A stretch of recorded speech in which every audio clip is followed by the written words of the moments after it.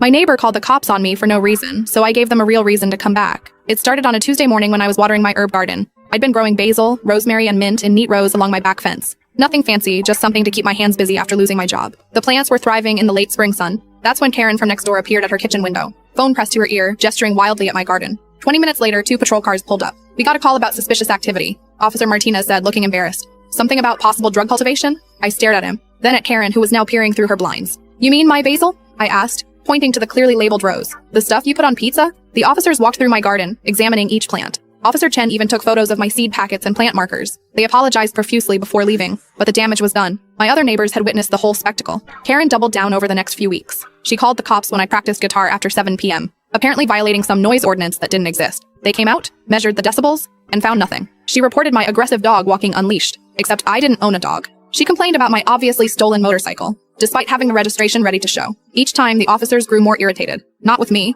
with her. This is the 4th false report this month, Martinez said during the motorcycle incident. We're starting to keep track. That's when I decided to do some research. I spent the weekend digging through public records and neighborhood Facebook groups. What I found was fascinating. Karen had been calling the cops on neighbors for 3 years. The family before me moved out specifically because of her harassment. But the real gold mine was her own property. See, Karen worked as a building inspector for the city. She knew every code, every regulation, every permit requirement. She also thought that knowledge made her untouchable. She was wrong. Her home office addition, built without permits, the mother-in-law suite she'd been renting out on Airbnb, violated residential zoning laws. The privacy fence she'd installed, 6 inches taller than code allowed and encroaching on city property. Her driveway expansion crossed the property line by 2 feet. Most interesting was her swimming pool, installed without proper permits, no safety barrier meeting current codes, and the electrical work was done by her unlicensed brother-in-law. I gathered everything into a neat folder and made some calls. Monday morning, 3 city trucks arrived. Building inspectors, zoning enforcement, and electrical safety. By noon, Karen had citations worth over $15,000 and orders to cease operation of her illegal rental unit. That afternoon, she marched over to my front yard where I was reading. You did this,